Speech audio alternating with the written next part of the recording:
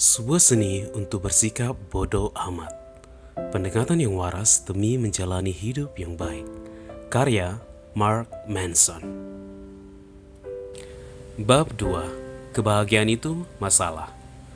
Sekitar 2500 tahun lalu, di kaki bukit Himalaya yang sekarang dikenal dengan Nepal, tinggallah di sebuah istana yang megah seorang raja yang menunggu kelahiran seorang putra.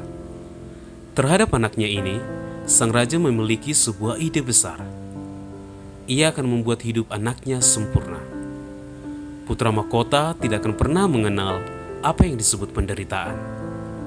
Setiap kebutuhan dan keinginannya senantiasa akan dipenuhi. Raja mendirikan dinding yang tinggi mengelilingi istana untuk mencegah pangeran mengetahui dunia luar. Ia memanjakan anaknya, melimpahinya dengan makanan dan hadiah, mengelilinginya dengan para pelayan yang melayani setiap rengekannya. Dan seperti yang direncanakan, anak tersebut tumbuh tanpa mengenal kejamnya kehidupan manusia. Seluruh masa kecil pangeran berjalan seperti ini.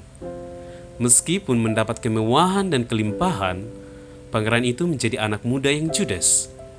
Tidak lama, setiap pengalaman terasa hampa dan tidak bernilai. Masalahnya adalah, apapun yang diberikan sang ayah tampak tidak pernah cukup, tidak pernah berarti apapun. Di suatu malam yang sudah larut, pangeran menyelinap keluar istana untuk melihat apa yang ada di balik dinding. Ia menyuruh salah satu pelayan untuk mengantarkannya ke desa setempat, dan apa yang ia lihat di sana menakutkannya. Untuk pertama kali dalam hidupnya, pangeran menyaksikan penderitaan manusia. Dia melihat orang sakit, orang lanjut usia, gelandangan, orang yang kesakitan, bahkan orang yang sekarat. Si pangeran kembali ke istana dan mendapati dirinya berada dalam sejenis krisis eksistensial karena tidak mampu mencerna apa yang dilihatnya barusan. Ia menjadi galau atas semua perkara dan banyak mengeluh. Dan seperti anak muda pada umumnya, pangeran pada akhirnya menyalahkan ayahnya atas segala hal yang telah dilakukan sang ayah kepadanya. Masalahnya terletak pada kekayaan, pikir pangeran, dan itu membuatnya sangat menderita. Sehingga hidupnya terlihat begitu tak berarti. Ia pun memutuskan untuk melarikan diri. Namun tanpa disadari, pangeran justru menjadi seperti, bahkan melebihi ayahnya. Ia memiliki ide besar juga. Ia tidak hanya akan melarikan diri, dia berencana melepaskan kekayaannya, keluarganya, dan semua miliknya, lalu tinggal di jalanan. Tidur di tempat kotor seperti binatang. Di sana, ia akan membuat dirinya kelaparan, tersiksa, dan mengemis sisa makanan dari orang asing sepanjang hidupnya. Malam berikutnya, pangeran menyelinap keluar dari istana lagi. Kali ini, ia tidak pernah kembali. Selama bertahun-tahun, ia hidup seperti seorang gelandangan, sampah masyarakat yang dibuang dan dilupakan, seperti kotoran anjing yang menggerak di bagian paling bawah tiang totem sosial. Dan seperti yang direncanakan, pangeran sangat menderita. Dia merasakan penderitaan lewat penyakit, kelaparan, rasa sakit, kesepian, dan membusuk. Dia menghadapi jurang kematian. Cukup sering hanya makan satu keping kacang setiap hari. Beberapa tahun berlalu, lalu beberapa tahun lagi, dan kemudian tidak ada yang terjadi. Sang pangeran mulai menyadari kalau hidup yang penuh penderitaan ini tidak seperti yang diharapkannya. Ini tidak memberi pencerahan yang dimaui. Ini tidak berhasil mengungkap misteri dunia atau tujuan akhir dunia yang lebih dalam. Malahan, pangeran menemukan jenis pemahaman yang selalu ada dalam benak sebagian orang, bahwa penderitaan sangat menyebalkan dan tidak ada maknanya juga. Sama halnya dengan kekayaan, penderitaan tidak akan bernilai jika dilakukan tanpa ada tujuan. Dan pangeran pun sampai pada kesimpulan bahwa ide besarnya itu seperti ide ayahnya, pada realitanya sungguh sebuah ide yang buruk, dan dia harus segera melakukan sesuatu yang lain. Dalam kondisi benar-benar bingung, pangeran membersihkan dirinya dan menuju sebuah pohon yang besar di dekat sungai. Ia memutuskan untuk tetap duduk di bawah pohon itu hingga ia mendapat ide besar lainnya. Seperti yang disekahkan dalam legenda, si pangeran yang bingung itu bertapa di bawah pohon selama 49 hari. Tentu kita tidak usah mendiskusikan apakah mungkin seseorang bisa duduk di tempat yang sama selama 49 hari. Yang jelas, bisa dikatakan bahwa dalam rentang waktu itu, sang pangeran menemukan sejumlah kesadaran yang mendalam. Salah satu kesadarannya adalah ini, bahwa hidup itu sendiri adalah suatu bentuk penderitaan. Orang kaya menderita karena kekayaannya. Orang miskin menderita karena kemiskinannya. Orang yang tidak punya keluarga menderita karena mereka tak punya keluarga. Orang yang mengejar kenikmatan duniawi menderita karena kenikmatan duniawinya. Orang yang tidak merasakan kenikmatan duniawi menderita karena tidak pernah merasakannya. Bukan berarti semua penderitaan itu sama. Beberapa penderitaan tentu lebih menyakitkan ketimbang penderitaan yang lain. Meskipun demikian, kita semua pasti pernah menderita. Tahun demi tahun berlalu. Pangeran mendirikan bangunan filosofinya sendiri, lalu menyebarkannya ke pelosok dunia. Dan ini yang menjadi prinsip pertama dan utama, bahwa rasa sakit dan kehilangan tidak dapat dielakkan, dan kita harus belajar untuk berhenti menolaknya. Pangeran itu kemudian dikenal sebagai Buddha. Dan andai kata Anda belum pernah mendengarnya, pribadi ini sungguh luar biasa. Ada sebuah premis yang mendasari semua asumsi dan keyakinan kita. Premis itu adalah bahwa kebahagiaan itu bersifat algoritmik, bisa diutak-atik dan diperoleh dan dicapai, seperti masuk sekolah hukum atau membangun set Lego yang sangat rumit. Jika saya mencapai X, maka saya akan bahagia. Jika saya terlihat seperti Y, maka saya akan bahagia. Jika saya dapat menjadi seseorang seperti Z, maka saya akan bahagia. Premis inilah masalahnya. Kebahagiaan bukanlah suatu persamaan yang dapat dipecahkan. Ketidakpuasan dan kegelisahan merupakan bagian yang inheren dari sifat manusia. Dan seperti yang akan kita lihat bersama, komponen yang penting untuk menciptakan kebahagiaan yang konsisten. Sang Buddha menyampaikan pendapatnya dari perspektif teologis dan filosofis.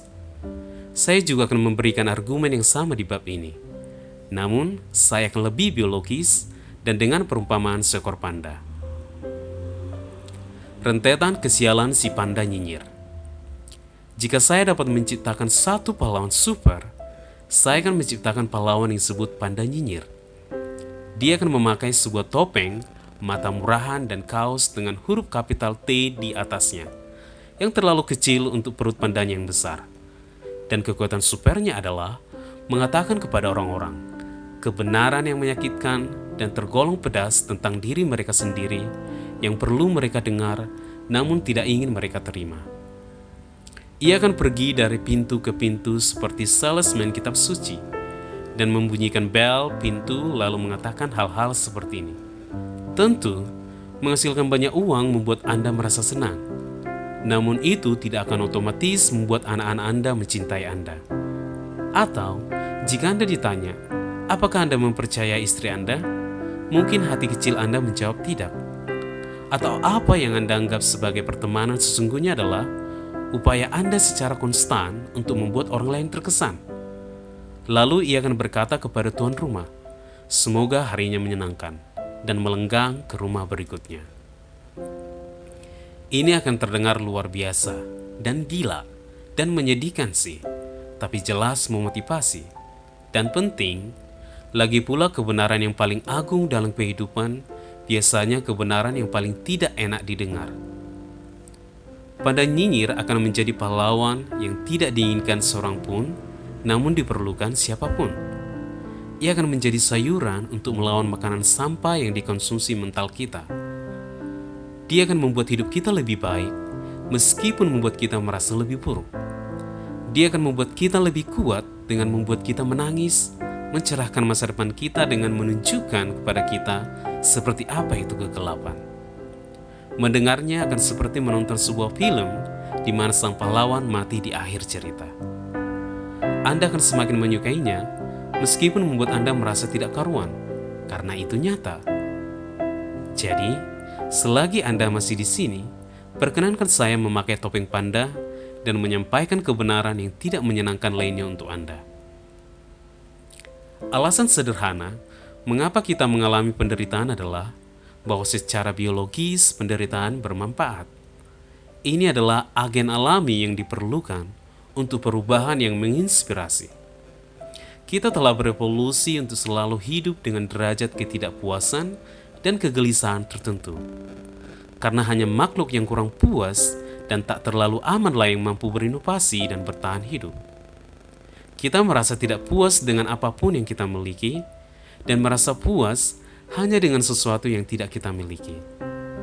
Ketidakpuasan konstan ini telah membuat spesies kita terus bertarung dan berjuang, membangun dan menaklukkan. Jadi jelas keliru, rasa sakit dan penderitaan kita bukanlah hama bagi evolusi manusia. Itu adalah suatu keistimewaan. Rasa sakit dalam segala bentuk merupakan alat yang paling efektif dari tubuh kita untuk mendorong suatu aksi. Ambil contoh sederhana seperti kita tersandung sesuatu. Jika Anda seperti saya, ketika kaki Anda terantuk sesuatu, Anda akan meneriakkan 4 huruf berawalan F dalam bahasa Inggris, yang akan membuat Paus Fransiskus menangis. Anda mungkin juga menyalahkan beberapa benda mati atas penderitaan Anda. Meja goblok, teriak Anda. Atau mungkin Anda bahkan bertindak lebih jauh, seperti mempertanyakan seluruh filosofi desain interior gara-gara kaki yang tersandung. Orang idiot mana yang menaruh kursi di sini? Punya otak nggak? Beralih dari kesakitan tersebut, rasa sakit karena jari kaki yang tersandung itu yang Anda dan saya, bahkan Paus sendiri benci, ada karena sebuah alasan yang kuat. Penderitaan fisik tersebut merupakan produk sistem saraf kita. Sebuah mekanisme umpan balik yang memberi kita pengetahuan akan proporsi fisik kita sendiri, di mana kita dapat dan tidak dapat bergerak, dan apa yang dapat dan tidak dapat kita sentuh. Ketika kita melewati batasan itu, sistem syaraf kita sebagaimana mestinya menghukum kita dengan memastikan agar kita benar-benar memperhatikannya dan tidak pernah melakukannya lagi. Dan rasa sakit ini, sebagaimana kita membencinya, ternyata berguna. Rasa sakit memberi pelajaran kepada kita akan apa yang harus kita perhatikan ketika kita masih muda dan suka teledor. Ini membantu menunjukkan kepada kita apa yang baik dan apa yang buruk bagi kita.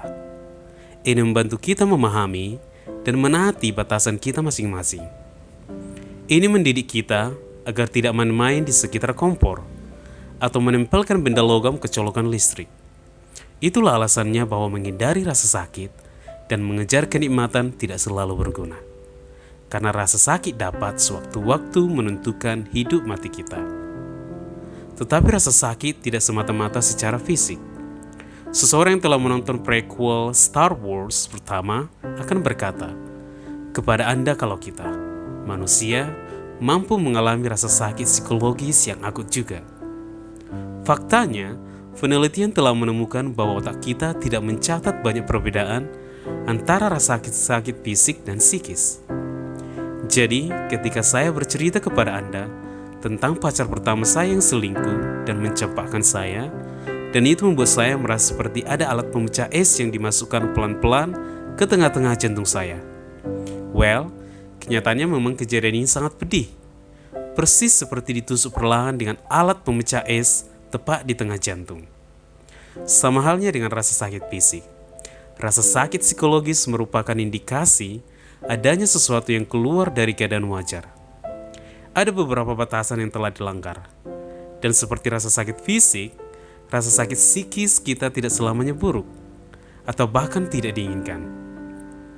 Dalam beberapa kasus, mengalami rasa sakit emosional atau psikis justru menyehatkan atau perlu. Seperti halnya jari kaki yang terantuk mendidik kita untuk tidak lagi tersandung meja. Derita emosional akibat penolakan atau kegagalan mengajarkan kita bagaimana cara mencegah kesalahan yang sama di masa depan. Dan inilah hal yang sangat berbahaya dari suatu masyarakat yang dari hari ke hari selalu mengelak dari ketidaknyamanan hidup yang jelas-jelas ada. Kita kehilangan manfaat dari mengalami dosis rasa sakit yang menyehatkan. Sebuah kerugian karena kita tidak terputus dari kenyataan dunia di sekitar kita. Anda boleh saja ngiler dengan ide tentang kehidupan yang bebas dari masalah, penuh dengan kebahagiaan yang tidak pernah berakhir dan kasih yang abadi. Namun di bumi ini masalah tidak pernah berakhir. Sungguh, masalah tidak akan pernah selesai. Si pandai nyinyir baru saja mampir. Kami minum margarita, dan dia mengatakan kepada saya tentang semua hal itu. Problem tidak ada habisnya, katanya. Masalah-masalah itu sekedar meningkatkan diri. Warren Buffett punya masalah keuangan. Gelandangan mabuk yang tergeletak di Quick E-Mart yang juga punya masalah keuangan. Bedanya, masalah keuangan yang dihadapi Buffett lebih baik ketimbang gelandangan itu. Begitulah kehidupan. Pada intinya, hidup hanyalah rentetan masalah yang tidak ada ujungnya, Mark, ucap pandai itu. Dia menyeruput minumannya dan membetulkan letak hiasan payung merah jambu kecil di gelasnya. Solusi terhadap satu masalah hanya akan menciptakan masalah lain. Waktu berlalu, kemudian saya heran, dari mana panda tukang ngoceh ini datang? Dan hei, siapa yang membuat margarita ini? Jangan mengharapkan suatu kehidupan yang bebas dari masalah, kata panda. Tidak ada hal seperti itu. Sebaliknya, berharaplah akan hidup yang penuh dengan masalah-masalah yang baik. Setelah itu, ia meletakkan gelasnya, membelutupkan letak sembronya, dan berjalan heroik menuju matahari terbenam. Kebahagiaan berasal dari memecahkan masalah.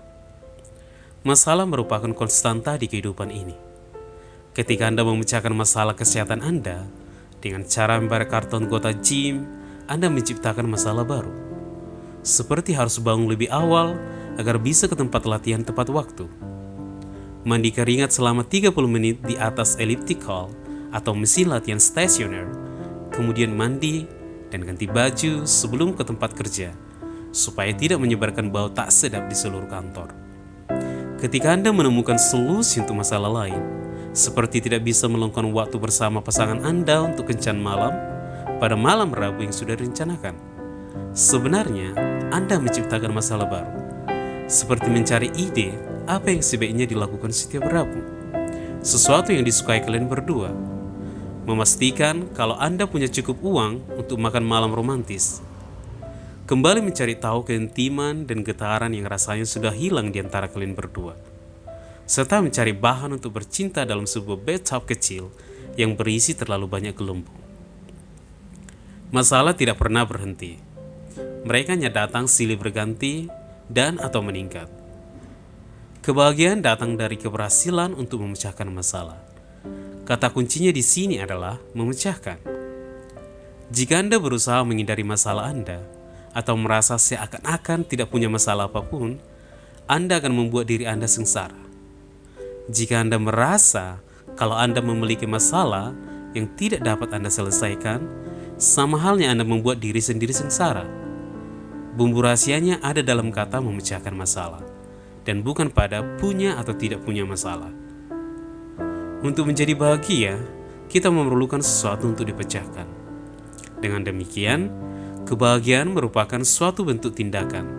Ini adalah sebuah kegiatan, bukan sesuatu yang diam-diam diberikan kepada kita, bukan sesuatu yang secara ajaib Anda temukan dalam salah satu 10 artikel urutan teratas di Huffington Post dari guru atau pengajar tertentu. Ini tidak secara ajaib muncul ketika pada akhirnya Anda memiliki uang yang cukup untuk membuat satu kamar tambahan di rumah. Anda tidak akan pernah menjumpai kebahagiaan sedang menunggu Anda di suatu tempat, suatu ide, suatu pekerjaan, atau bahkan sebuah buku yang membahas hal itu. Kebahagiaan merupakan proses kerja yang konstan, karena memecahkan masalah juga adalah proses kerja yang konstan. Solusi terhadap masalah kita hari ini akan meletakkan fondasi untuk masalah di esok hari dan seterusnya.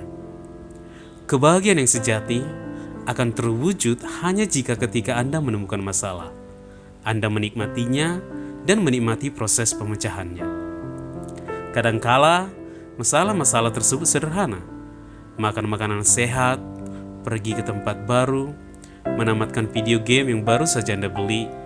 Di lain waktu, masalah tersebut abstrak dan rumit. Memperbaiki hubungan dengan ibu Anda, mendapatkan karir yang Anda sukai, menumbuhkan persahabatan yang lebih baik. Apapun masalah Anda, konsepnya sama. Selesaikan masalah, lalu berbahagialah. Sayangnya, bagi banyak orang, rasanya hidup tidak sesederhana itu. Itu karena mereka menghadapi masalah dengan paling tidak satu dari dua cara berikut. Pertama, penyangkalan. Beberapa orang mengingkari kenyataan bahwa mereka memiliki masalah. Dan karena mereka menyangkal kenyataan itu, mereka harus secara konstan menipu atau mengalihkan diri mereka dari kenyataan hidup ini. Ini dapat membuat mereka merasa nyaman dalam jangka pendek. Namun, ini justru menuntun pada hidup yang rapuh, neurotisme, dan pengekangan emosional. Kedua, mentalitas korban. Beberapa orang memilih untuk meyakini bahwa tidak ada yang dapat mereka lakukan untuk menyelesaikan masalah mereka, bahkan ketika faktanya mereka mampu. Para korban ini memilih untuk menyalahkan orang lain atas masalah mereka, atau menyalahkan situasi di luar diri mereka. Ini dapat membuat mereka merasa lebih baik untuk sementara waktu. Namun, ini akan mengiring mereka pada kehidupan yang penuh amarah, ketakberdayaan, dan keputusasaan. Orang-orang menyangkal dan menjadikan orang lain kambing hitam atas masalah mereka hanya karena tindakan semacam itu sangat mudah dan enak dilakukan. Sementara di sisi lain, menyelesaikan masalah itu sulit dan kadang terasa tidak menyenangkan. Segala bentuk tindakan menyalahkan dan menyangkal membuat kita cepat tinggi. Ini adalah cara untuk sementara waktu lari dari masalah kita. Dan pelarian itu rupanya memberi kita jalan pintas yang membuat kita merasa nyaman. Orang biasa merasa tinggi karena macam-macam hal. Entah dari zat seperti alkohol, pembenaran moral yang datang dari menyalahkan orang lain, atau sensasi mendebarkan dari beberapa petualangan berisiko yang baru. Ini adalah cara yang sangat dangkal dan tidak produktif dalam kehidupan seseorang. Dunia lebih banyak menjejakan hal-hal yang membuat kita tinggi ketimbang cara untuk memecahkan masalah yang masuk akal. Banyak guru kepribadian mengajari Anda bentuk penyangkalan baru dan menyemangati Anda dengan latihan-latihan yang terasa enak dalam waktu pendek. Padahal itu mengabaikan isu yang mendasar. Ingat, tidak seorang pun yang mengklaim dirinya bahagia. Masih perlu berdiri depan cermin dan berulang-ulang berkata pada dirinya sendiri kalau dia bahagia. Tinggi juga mengakibatkan kecanduan. Semakin Anda mengalami ketergantungan pada hal-hal yang membuat Anda merasa lebih baik, Anda akan semakin sering mencarinya. Dalam pemahaman ini, hampir segala hal bisa mengakibatkan kecanduan, tergantung pada motivasi yang ada di baliknya. Kita semua memiliki metode yang kita pilih sendiri untuk mematikan rasa sakit dari masalah kita. Asal dalam dosis normal itu tidak masalah. Namun, semakin lama kita menghindar dan semakin lama kita mematikan rasa sakit, akan semakin besar rasa sakit ketika pada akhirnya kita benar-benar menghadapi permasalahan tersebut. Emosi dinilai terlalu tinggi. Emosi berkembang untuk satu tujuan spesifik, membuat kita hidup dan membuatnya sedikit lebih baik. Itu saja. Emosi adalah mekanisme umpan balik yang menyatakan kepada kita apakah sesuatu sepertinya benar atau salah untuk kita, tidak kurang, tidak lebih. Seperti halnya rasa sakit akibat menyentuh kompor yang panas, mengajari Anda agar tidak menyentuhnya lagi. Kesedihan karena kesepian mengajari Anda untuk tidak melakukan hal-hal yang membuat Anda merasa sangat kesepian lagi. Emosi hanyalah sinyal biologis yang dirancang untuk mengarahkan Anda ke perubahan yang bermanfaat.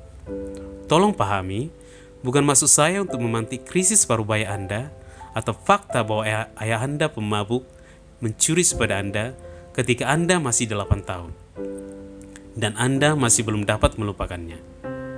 Tapi ketika itu terjadi pada Anda, kemudian Anda merasa sedih.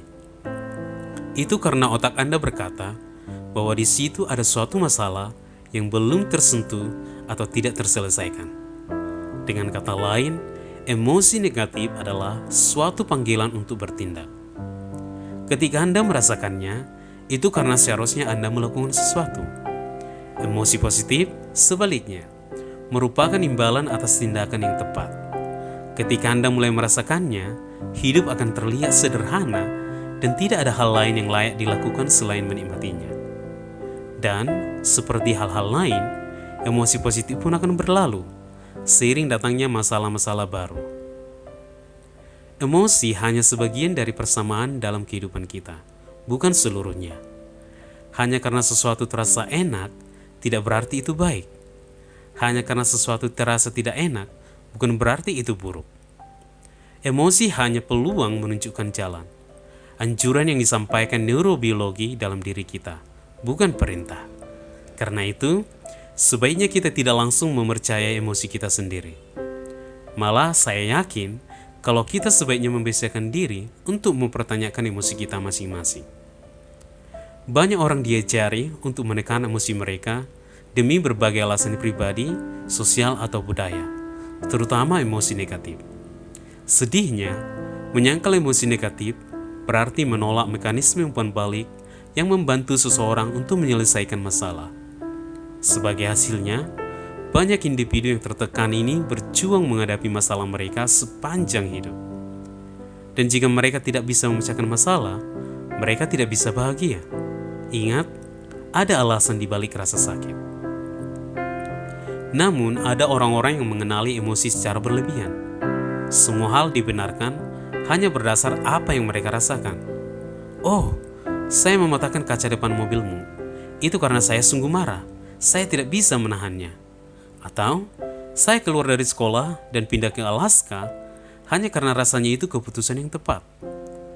Pengambilan keputusan berdasar intuisi emosional tanpa dibantu penalaran agar tetap pada jalurnya bisa membuatnya sesak di akhir. Apakah Anda tahu siapa yang menyandarkan seluruh hidup pada emosinya? Balita dan anjing. Anda tahu selain balita dan seekor anjing, tai di karpet.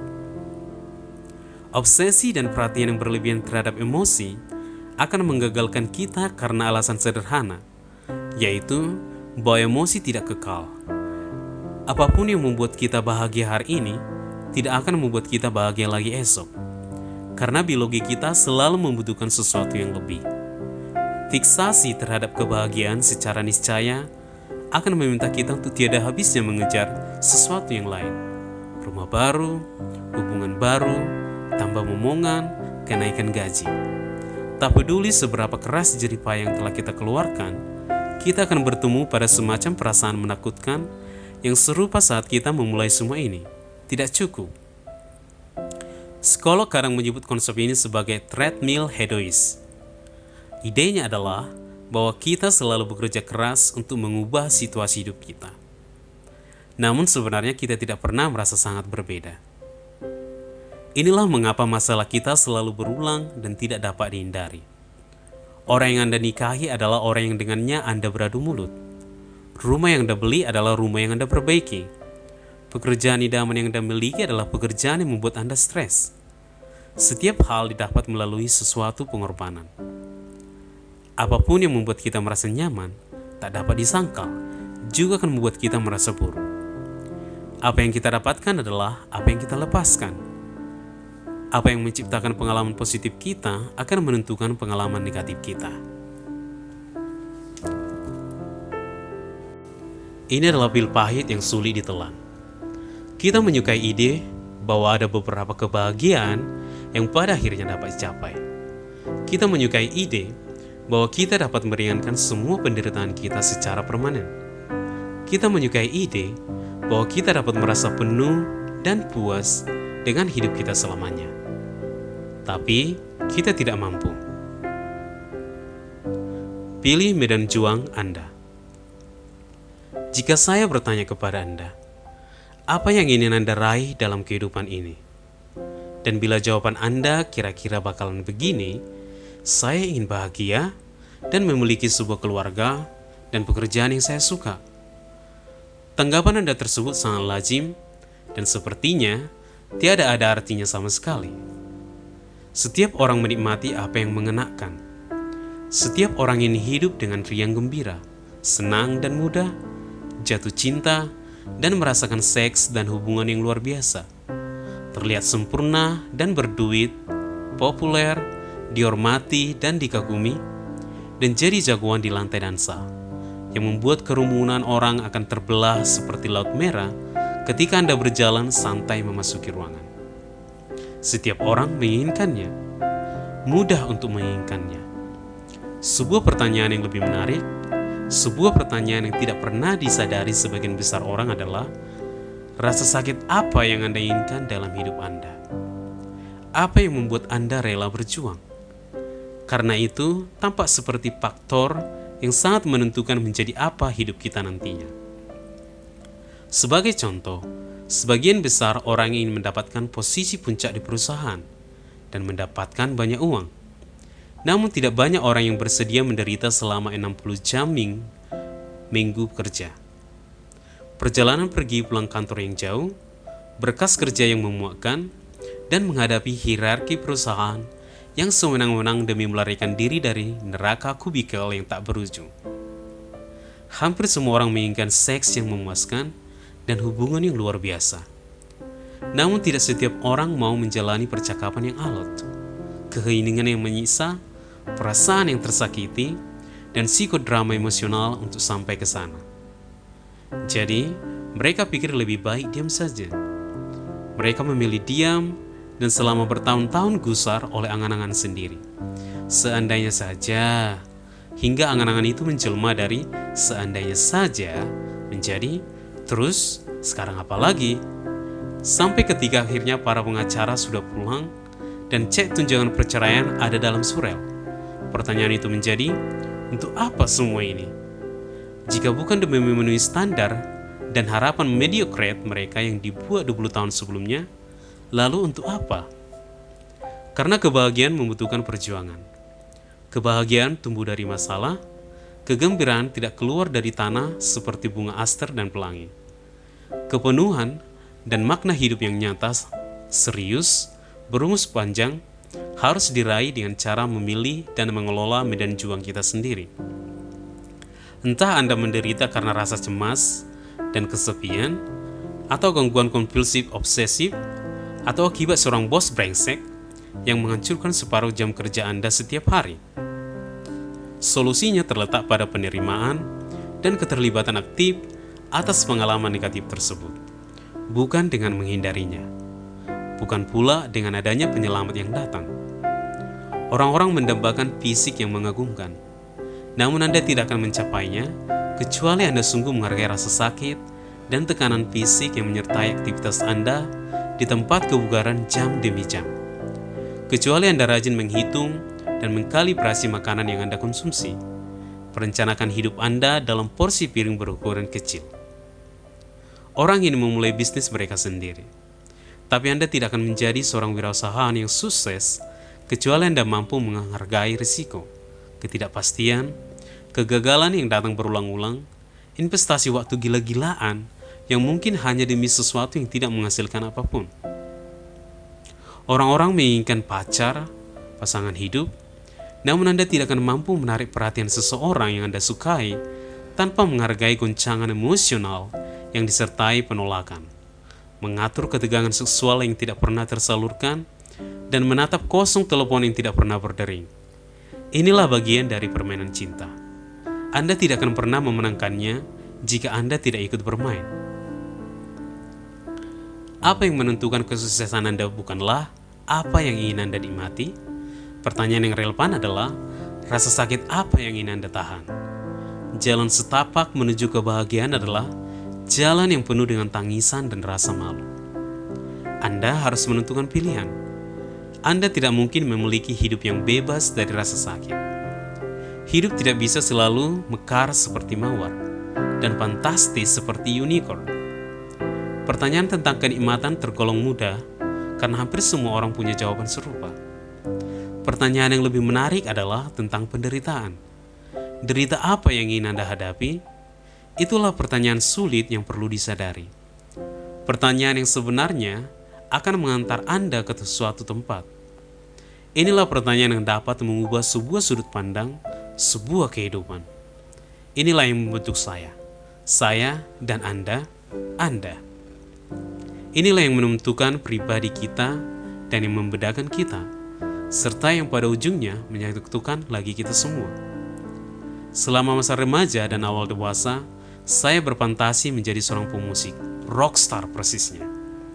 Setiap kali mendengar musik dengan iringan gitar yang kencang, saya selalu menutup mata dan membayangkan diri saya berada di atas panggung, memainkan gitar di tengah teriakan kerumunan penonton, dan orang-orang pun pasti akan lupa diri mendengar permainan jari saya yang memukau.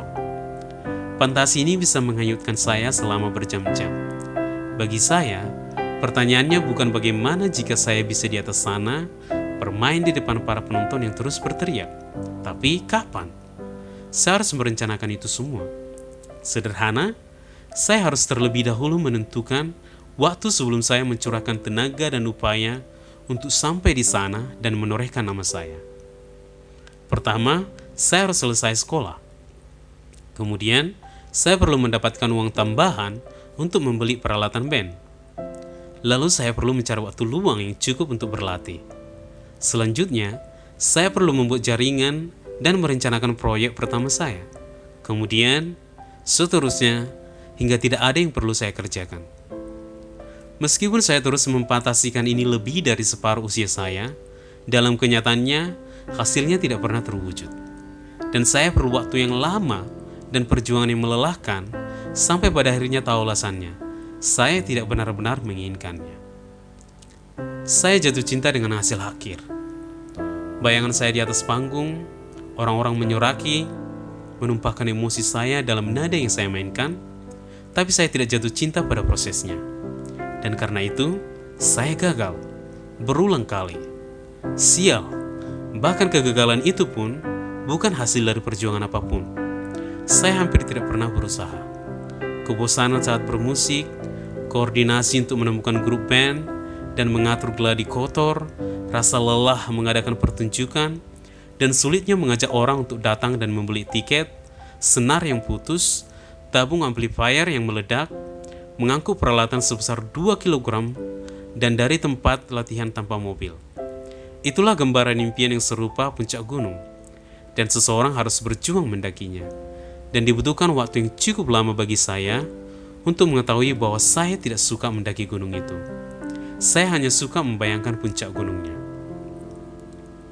Narasi di luaran secara umum akan membombardir dengan aneka petua, bahwa saya telah gagal, bahwa saya orang yang cepat menyerah atau pecundang, bahwa saya hanya kurang ini dan itu, bahwa saya menyerah atas mimpi saya, dan bahwa mungkin saya membiarkan diri saya tumbang oleh tekanan masyarakat.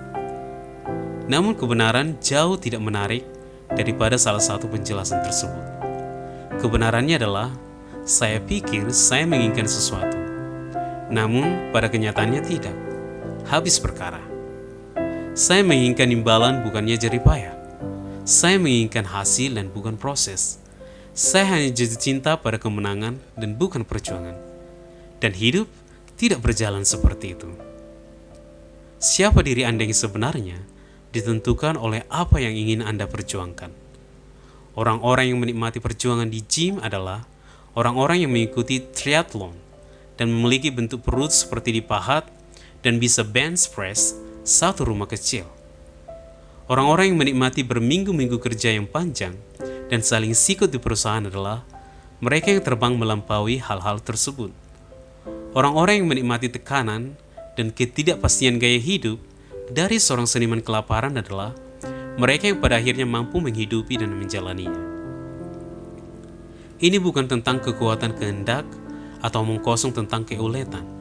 Ini juga bukan contoh nyata dari ungkapan no pain, no gain. Tidak ada yang bisa didapat tanpa perjuangan. Ini adalah komponen hidup kita yang paling sederhana dan mendasar. Perjuangan kita menentukan kesuksesan kita. Permasalahan-permasalahan kita melahirkan kebahagiaan kita, seiring dengan masalah-masalah yang naik levelnya menjadi semakin baik. Lihat, ini adalah spiral yang merambat ke atas tanpa pernah selesai. Dan jika Anda masih berpikir bahwa Anda boleh berhenti mendaki di titik manapun, saya khawatir Anda belum cukup paham. Karena kegembiraannya justru terletak pada pendakian itu sendiri.